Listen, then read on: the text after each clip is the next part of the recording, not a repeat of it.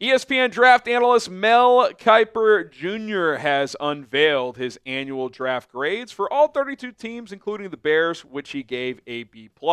I'm going to give my reaction to some of the quotes he had and thoughts that he had on the Bears draft here on Bears Now. My name is Harrison Graham. Let's dive on into it. Just as a reminder, this was the Bears draft haul. They entered the draft with 7 picks. After a few trades, they ended up taking 8 players.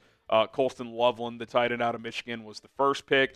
In round 2, they got Luther Burden the third, who they called the best player available. Traded down, got Ozzy Trapilo, the offensive tackle out of Boston College, late in round 2. And then Shemar Turner late in round 2 as well, the Texas A&M defensive tackle. Ruben Hippolyte, hashtag HippoHive, was the pick in round 4 after trading down, the linebacker out of Maryland. Zay Frazier, the UTSA corner, in round 5. Luke Newman, the guard out of Michigan State, in round 6. And then Kyle Monangai, Cullen's first draft crush, the Rutgers running back, in round 7. Okay, we'll kind of go chunk by chunk here. Mel Kiper had this to say on the Colston Loveland pick. He said the Bears took Colston Loveland, who has seam stretching ability and had 9 touchdowns over the past 2 seasons. New coach Ben Johnson comes from Detroit, where he had Sam LaPorta heavily involved in the pass game. Now he will have Loveland and Cole Kmet. Chicago would have loved it if Ashton Jeanty fell to number 10 to jumpstart the run game, and I prefer Tyler Warren among the tight ends in this class, but Poles is clearly doing whatever is necessary to get Caleb Williams where the Bears need him. Yeah, I've really started to grow on this Colston Loveland pick. I never disliked it, but really taking it in the last few days and hearing what Johnson and Poles have had to say about him, especially Ben Johnson, has really elevated my thoughts on him even more. And I just look at, last season.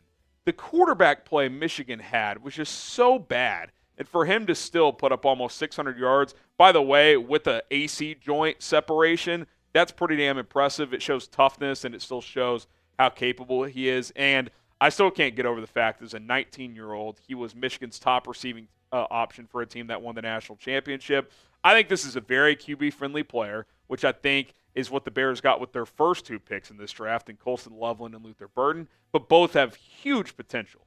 I mean, Loveland has drawn, Travis Kelce, Sam LaPorta type of buzz. You're talking about some of the better receiving tight ends in the NFL, and at only 21 years old, if he hits, I mean, you could have him a decade, and he's barely 30 years old. So that's very exciting to think about. And again, I said this on Draft Night, I'll say it again. I think you have to kind of trust Ben Johnson's eyes with this one, right? Like, he knows offense. We know that. So we'll see what the plan is for him early on. But I would imagine he's going to have a somewhat notable role early on in his career. How would you grade the Colston Loveland pick now? I know a lot of you guys didn't like it on Draft Night. Some of you did. Definitely mixed reviews. But now that you've absorbed it for 3-4 days, how would you grade it now? A, B, C, D, or F? I give it a firm B. I think he's going to be a good fit in this offense. Okay, Mel Kiper on the Bears, adding more on offense over the next 2 days of the draft. He said, but he wasn't done talking about Ryan Poles. Luther Burden III is an explosive after-the-catch merchant who will join a solid receiver room. Ozzy Trapilo could see work at left tackle with Braxton Jones working back from an ankle injury. 7th-rounder Kyle Monangai might not be Ashton Jeanty, but he did run for 1,200-plus yards in back-to-back seasons and has some of the best ball security among this class's running backs. 0 career fumbles. Luke Newman is probably moving inside to center behind Drew Dahlman. Yeah, we found out after the draft that during the All-Star Game circuit and the pre-draft process, Newman started to work as a center, and the Bears were impressed with his ability there. So he's got center guard flex there, which increases the value of that pick. You think about the Bears' offensive arsenal at this point, too, just from a skill set standpoint. DeAndre Swift, DJ Moore, Rome Odunze, Luther Burden, Cole Kmet, Colston Loveland.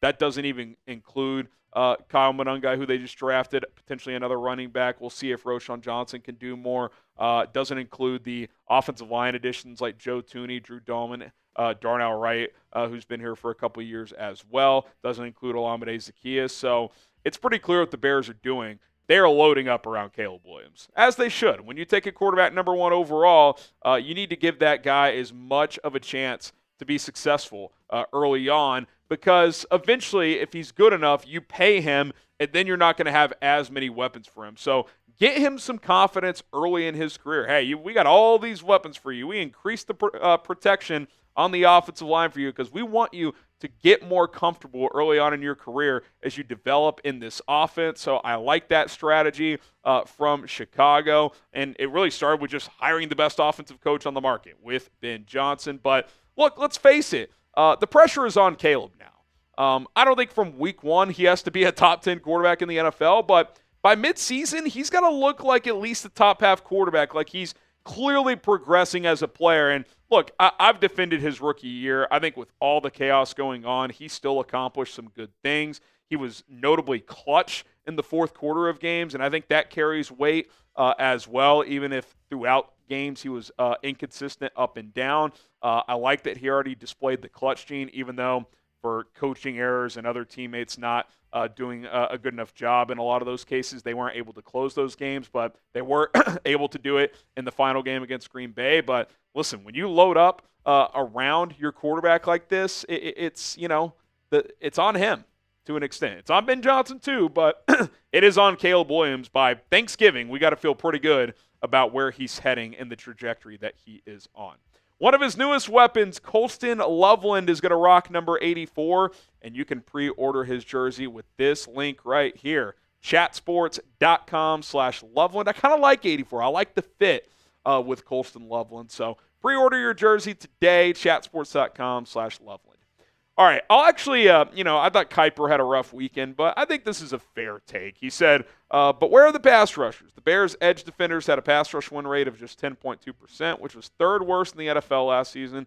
Shemar Turner is versatile, but he's primarily an interior defensive lineman. He'll join Grady Jarrett and Javon Dexter Sr. There. I was thinking we might at least see one edge rusher among the Bears' 8 picks. That was enough to knock Chicago down to a B+.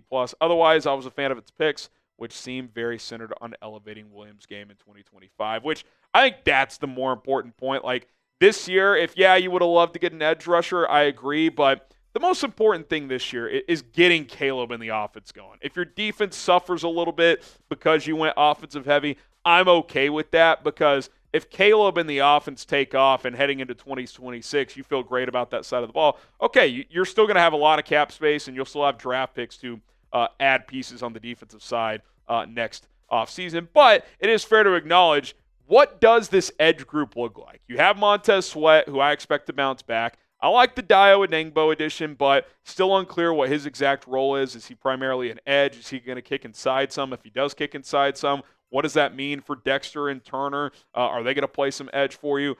Can Austin Booker give you enough this year? Like, could Booker give you 4 or 5 sacks? Like, I think if you could sign up for 5 sacks today, you would probably take that. I'm very curious to see how this defensive line rotation plays out, both on the interior and at edge. I do think there's a lot of bodies there now, so you can kind of, the phrase that Ryan Poles has used, you want to throw waves of pass rushers at teams. I think you can do that. It's just, do you have enough good pass rushers? I think that is the question that remains to be answered. But you should have plenty of fresh legs, especially on the interior, and still wondering who the kind of rotation edges become as we get into training camp and into the season.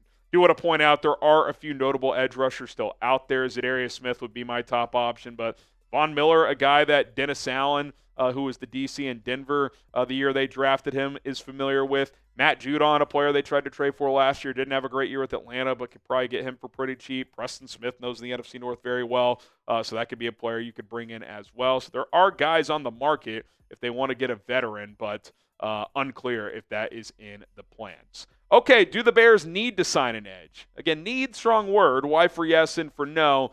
I don't know if you need one, but certainly wouldn't be against it. If you told me right now they got Zadarius Smith, $6-8 million, sign me up. They'd probably have to move some money around, restructure a contract to bring in a player like that, but they certainly have the flexibility to do just that.